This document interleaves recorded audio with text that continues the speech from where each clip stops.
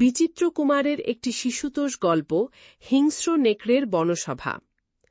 অরণ্যের গভীরে এক অদ্ভুত আতঙ্ক বিরাজ করত, কারণ সেখানে বাস করত একদল হিংস্র নেকড়ে। এরা অন্য নেকড়েদের মতো ছিল না। এদের চোখে ছিল রক্ত লাল আগুনের ঝিলিক, দাঁতে ছিল ধারালো খঞ্জরের মতো ধার, আর স্বভাবে ছিল অদ্ভুত হিংস্রতা। অরণ্যের যত পশু পাখি ছিল, হরিণ, খরগোশ, কাঠবিড়ালি, পাখির দল কিংবা বুদ্ধিমান শেয়াল, সবাই এদের নাম শুনলেই ভয় কেঁপে উঠত। তবে নেকড়েদের নেতা কালোমুখো শুধু শিকার করে খাওয়াতেই সন্তুষ্ট ছিল না। একদিন সে অরণ্যের মাঝখানে দাঁড়িয়ে ঘোষণা দিল, এভাবে ছোটখাটো শিকার করে বাঁচা আমাদের মতো শক্তিশালী প্রাণীর মানায় না। এবার সবাইকে জানাতে হবে, এই বন আর কারো নয়, কেবল আমাদের রাজ্য। এজন্য ডাকতে হবে এক বনসভা। সেই সভায় সবাই হাজির হবে, হরিণ, খরগোশ, পাখি, শেয়াল, এমনকি প্রবীণ পেঁচাও। কেউ চাইলে আসবে, না চাইলে ভয়েই আসতে বাধ্য হবে। খবর মুহূর্তেই ছড়িয়ে পড়ল।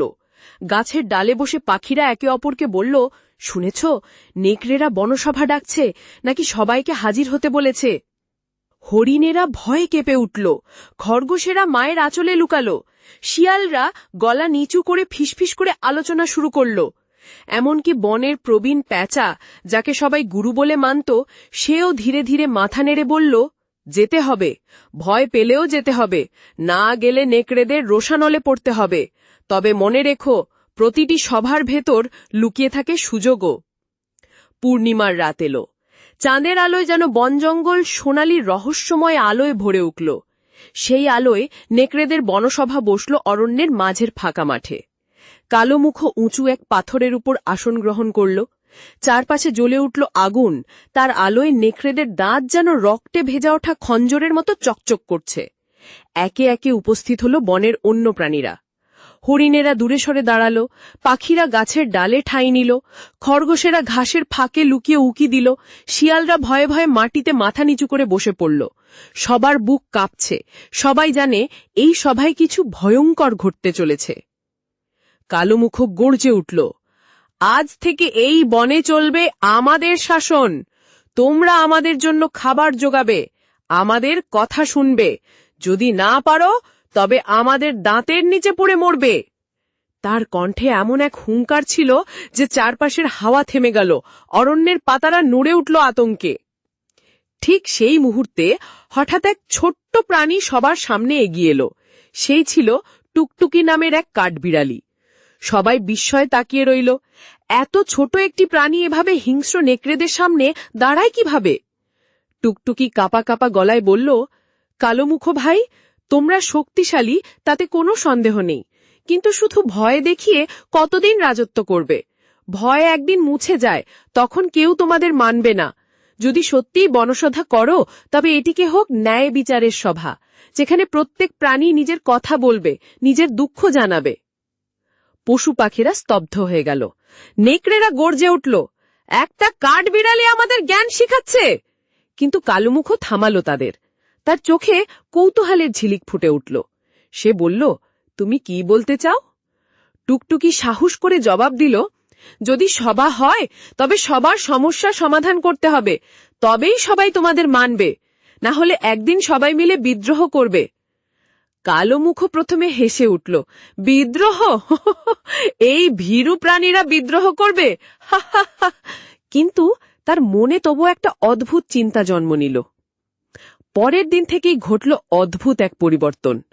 কালোমুখো সভায় আসলেই অন্য প্রাণীদের অভিযোগ শুনতে শুরু করল। হরিণেরা কাঁদো কাঁদো গলায় বলল, তোমরা যখন তখন শিকার করো, আমাদের পরিবার ভেঙে যায়। খরগোশেরা বলল, তোমাদের ভয়েই আমরা গাছে বাসা বাঁধতে পারি না। খরগোশেরা কাঁদতে কাঁদতে বলল, আমরা তো তোমাদের খাবার হয়েই যাই। নেকড়েদের মনে প্রথমে হাসি পেলেও কালোমুখো এবার গম্ভীর হল। সে বলল, ঠিক আছে, নিয়ম হবে, আমরা প্রতি সপ্তাহে নির্দিষ্ট দিনে শিকার করব, অন্য সময় তোমাদের তাড়া করব না। তোমরা যদি আমাদের জন্য খাবার জোগাও, তবে তোমাদের জীবনও রক্ষা পাবে। সবাই হাঁ করে তাকিয়ে রইল। এই যে অবিশ্বাস্য, একসময় যে নেকড়েরা শুধু ভয়ের প্রতীক ছিল, তারাই এখন নিয়ম মানার কথা বলছে। বনসভা ধীরে ধীরে নিয়মিত হতে শুরু করল। প্রতিবার সবাই আলোচনা হতে লাগলো, কোন গাছে বেশি ফল ধরছে, কোন জায়গায় নদীর পানি শুকিয়ে যাচ্ছে, কোথায় আগুন লাগার আশঙ্কা আছে। একে একে সবাই কথা বলতে লাগলো। ভয় ধীরে ধীরে কমে এলো, সবাই হাসি ঠাট্টাও শোনা যেতে লাগলো। কয়েক মাস কেটে গেল। হিংস্র নেকড়েদের রক্ত পিপাসা অনেকটা কমে এলো। তারা এখনো ভয়ঙ্কর, কিন্তু নিয়ম মানে। অন্য প্রাণীরাও বুঝল, ভয়কে যদি বুদ্ধি দিয়ে সামলানো যায়, তবে সেই ভয়ই একদিন কাজে লাগে। 1 বছর পর আবার পূর্ণিমার রাত এলো। বনসভায় ভারিয়ে কালোমুখ ঘোষণা করল, আজ থেকে এই সভা কেবল নেকড়েদের নয়, সবার। এর নাম হবে অরণ্যের মিলন সভা। মুহূর্তেই মাঠে হাততালি পড়ে গেল। পাখিরা ডানা ঝাপটে গান গাইল, খরগোশেরা লাফিয়ে উঠল, হরিণেরা মাথা নিচু করে আনন্দের নৃত্য করল। সেই রাতের পর থেকে অরণ্যে শুরু হলো নতুন ইতিহাস। হিংস্র নেকড়ের বনসভা হয়ে গেল ঐক্যের বনসভা। আর টুকটুকি কাঠবিড়ালি, যে ছোট্ট প্রাণী একদিন সাহস করে মুখ খুলেছিল, সেদিনের সেই কণ্ঠস্বর বদলে দিল গোটা অরণ্যের ভাগ্য। বনের শিশুরা পরের প্রজন্মকে গল্প শোনাতে লাগলো, যখনই অন্ধকার নামে তখনই আলো জ্বলে, শুধু দরকার একটুখানি সাহস।